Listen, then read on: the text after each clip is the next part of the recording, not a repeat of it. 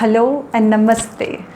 उप्स, ये बहुत old type sound करता है। It should be hello my beauties या फिर hello girls. Yes, this sounds a little better because we have to think young, we have to feel young, we have to be active in our thought process, in our actions, in our deeds. Yes, you got it right. Active is our key word today. But active, किसमें active? क्या active? Yes, active ingredients in the skincare. Active ingredients है क्या? Actives वो ingredients हैं जिसे scientifically prove किया गया है कि वो हमारे स्किन के डीपर लेवल्स पे जाके स्ट्रक्चरल चेंजेस लाता है। लेकिन इसका ज़रूरत क्या है? हम तो अपने CTM से अच्छे खासे खुश हैं। ज़रूरत है, CTM हमारे स्किन के ऊपरी सतह पे ही काम करता है। ये हमारे स्किन का जो ऊपर लेवल का जो हाइड्रेशन है उसको मेंटेन करके रखता है। लेकिन जैसे समय के साथ हमारा लाइफस्टाइल, स्ट्रेस, एनवायरमेंटल पोल्यूशन, इन सभी में हमारे स्किन को वो एक्स्ट्रा वाला ज़रूरत होता है, कुछ ऐसा जो डीप डाउन सेल्यूलर लेवल पे पहुंच के हमारा जो भी प्रॉब्लम्स है, स्पेसिफिक इश्यूज़ जिसे कहते हैं, उसको सॉल्व कर सके। जैसे हाइड्रेशन, देन एजिंग का problem, acne and various issues. तो ये क्या करता है? एक्टिव इंग्रेडिएंट्स हमारे उन इश्यूज़ को सॉल्व करने में हमारा मदद करता है। ये हमारे स्किन को हाइड्रेटेड, रेजुविनेटेड एंड एक यूथफुल लुक देता है। ये एक्टिव इंग्रेडिएंट्स है क्या? आपने सुना होगा AHAs, BHAs। AHA is alpha hydroxy acid. इसमें आपका glycolic acid, lactic acid, citric acid आता है। And BHA is salicylic acid, that is beta hydroxy acids. इसी तरह से और भी बहुत सारे एसिड हैं, जैसे kojic acid, malic acid, hyaluronic acid, and there are different types of vitamins also, जैसे vitamin A, vitamin B, vitamin C, niacinamide, and the list goes on and on and on. These are the active ingredients. ये active ingredients company हम तक जब पहुंचाती है तो उसके level पे उसका जो भी जार है उस पर उसका परसेंटेज डिनोटेड रहता है। वो परसेंटेज क्या डिफ़ाइन करता है? उसका पोटेंसी। कोई 20%, कोई 3%, 4% ऐसे पोटेंसी में आता है। नाउ इट्स टाइम कि आपको समझना होगा कि कितना परसेंट आपके स्किन में जाएगा। हर किसी का स्किन एक जैसा नहीं होता है, इसलिए ये ज़रूरी नहीं है कि 10% जो अगले के लिए सेफ़ है वो आपके लिए भी सेफ़ होगा। इसमें और एक प्रॉब्लम ये भी आता है कि बहुत सारा एसिड्स, बहुत सारे विटामिन्स के साथ पेयरअप नहीं होता है। तो जब आप उन दोनों को लेयरिंग करके लगाते हैं तो डिज़ास्ट्रस रिज़ल्ट आता है। अच्छा होने के बजाय हमारा स्किन जो है और ज़्यादा उसमें इरप्शंस आ जाते हैं, स्किन बहुत समय जल भी जाता है। तो you have to be very careful about it. हम जब एसिड्स को या फिर इन एक्टिव इंग्रेडिएंट्स को अपने स्किन में इंट्रोड्यूस करें तो हमें ये ध्यान रखना चाहिए कि हम लोअर परसेंटेज से ही आगे बढ़ें, ताकि हमें कभी कोई प्रॉब्लम ना हो। और समझ के कि कौन सा किसके साथ पेयर अप करेगा, तभी आप इसको इस्तेमाल करिए। थोड़ा डीपली इसका स्टडी करके एंड देन आप उसको अपने स्किन केयर रूटीन में इनकॉर्पोरेट करें तो ज़्यादा बेटर होगा। ये इतने सारे जो AHAs, BHAs and acids and vitamins है, इनमें से आज जो हम बात करेंगे वो है vitamin B3, which is also known as niacinamide और नाइसिन। ये सबसे सेफ़ है। क्यों सेफ़ है? क्योंकि ये इसका जो pH बैलेंस है वो हमारे स्किन के pH बैलेंस के साथ मैच करता है। सेकेंडली, ये वाटर सॉल्युबल है और ये नॉन इरिटेंट है। ये हमारे स्किन के लिए बहुत सारे अच्छे फ़ायदे करता है, जिसमें से नंबर 1 है ये हमारा एक्ने एंड ओपन पोर्स के प्रॉब्लम को सॉल्व करता है। सेकेंडली, ये हमारा जो फाइन लाइंस है, रिंकल्स है, उसको दूर करता है, स्किन को हाइड्रेटेड रखता है। And third and the most important, ये हाइपोपिगमेंटेशन या पिगमेंटेशन का जो प्रॉब्लम है उसको हटाने में मदद करता है। तो ऑन द होल ये एक ऐसा विटामिन है जिसमें सिर्फ गुडीज़ वाला फैक्टर है। आप इसको किसी भी एंगल से इसको अगर आप अपने स्किन केयर में इसको इंक्लूड करती हैं तो आपको कभी भी परेशानी नहीं होने वाली। ये जानते हैं कि ये पिगमेंटेशन में कैसे मदद करता है। पिगमेंटेशन का कारण होता है मेलेनोसोम्स, जो पैकेट्स ऑफ मेलानिन है जो मेलेनोसाइट्स में रहता है। ये क्या करता है, नायासिनामाइड क्या करता है कि इस मेलानिन को ऊपर, ये डर्मिस से ऊपर एपिडर्मिस तक नहीं पहुंचने देता।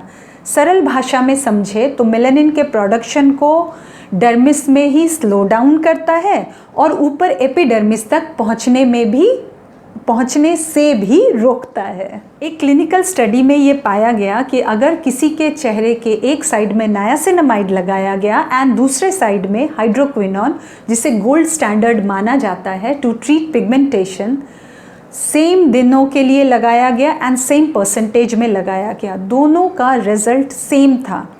तो अब आप ये समझ सकते हैं कि अगर दोनों का रिजल्ट सेम है तो हमें क्या ऑप्ट करना चाहिए। हमें ऑब्वियस है कि हमें नायासिनामाइड को ऑप्ट करना चाहिए, क्योंकि हाइड्रोक्विनोन के बहुत सारे साइड इफ़ेक्ट्स होते हैं। क्लिनिकली भी ये प्रूवन है कि niacinamide is good for treating pigmentation. अगर एक्ने और ओपन पोर्स की बात करें तो ये सिबम जो ऑयल है उसको सिक्रीट होने से रोकता है। क्लिंडोमाइसिन इज़ एन एंटीबायोटिक जिसे एक्ने को ट्रीट करने के लिए यूज़ किया जाता है एंड क्लिनिकली ये प्रूवन है कि क्लिंडोमाइसिन का जो इफ़ेक्ट होता है वही सेम इफ़ेक्ट नायासिनामाइड को लगाने से भी होता है।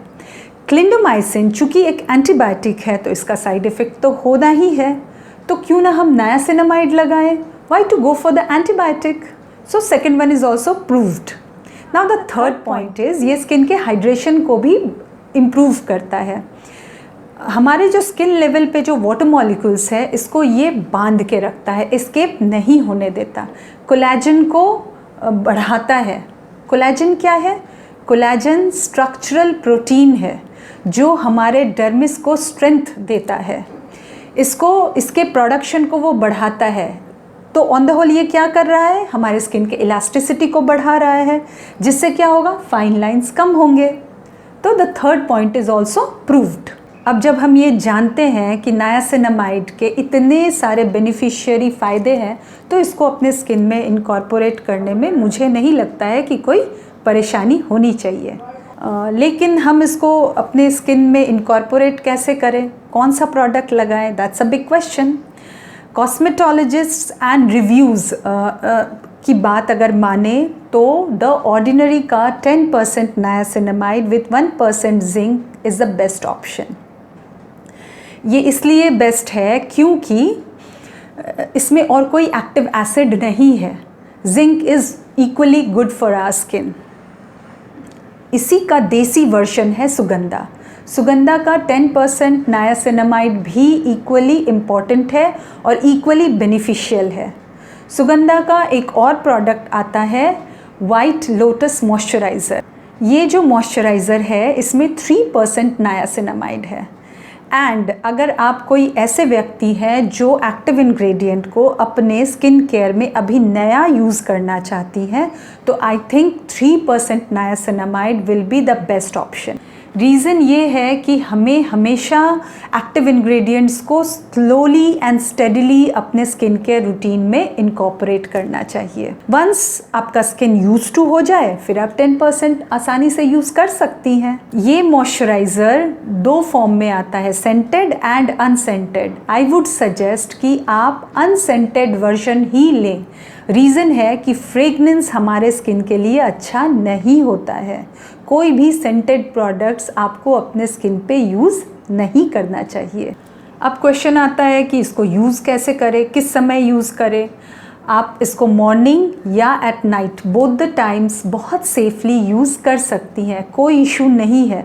बहुत सारे ऐसे विटामिन्स होते हैं जिनको दिन के समय नहीं यूज़ करना चाहिए या सिर्फ रात में ही, कुछ स्टेबल है कुछ अनस्टेबल है, लेकिन नायासिनामाइड के साथ ऐसा कोई भी प्रॉब्लम नहीं है।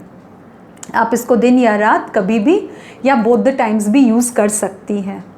अपना स्किन को क्लेंस करिए एंड देन टोनर लगाइए। टोनर लगाने के बाद 5-7 मिनट वेट कर लीजिए एंड देन आप इसको अप्लाई करिए। अगर आप मॉइस्चराइज़र के रूप में अप्लाई करते हैं तो बहुत अच्छे से मसाज करके स्किन में पेनिट्रेट करवा दीजिए एंड अगर आप इसको एज अ सेरम यूज़ करना चाहती हैं तो आप उसको लेके अपने स्किन पे पैट करके इस तरह से उसको अब्जॉर्ब करने के लिए छोड़ दीजिए।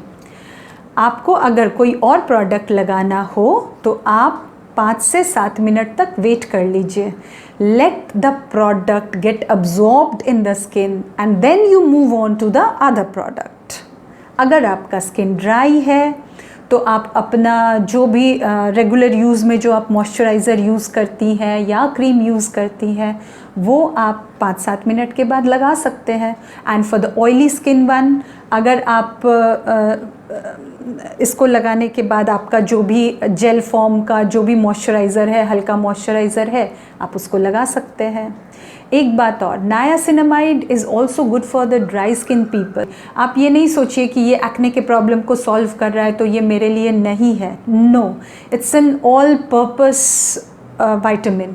रीज़न ये है कि एक्जिमा में even the driest of the skin condition में भी ये उतना ही हेल्पफुल है, क्योंकि ये हमारे कोलेजन को बूस्ट करता है और स्किन का जो वाटर है उसको एवापोरेट नहीं होने देता। सो यूँ कह सकते हैं कि it's equally beneficial for dry skin people. I hope आज जितनी भी बातें मैंने नायासिनामाइड को लेकर आपसे शेयर किया वो सब आपके लिए हेल्पफुल होगा। If you find it helpful please write it in the comment box. And हम लोग इसके बाद कुछ और केमिकल पील्स, विटामिन्स के बारे में डिस्कस करेंगे अपने नेक्स्ट वीडियोस में। Till then, stay happy, stay blessed and stay safe. Bye bye.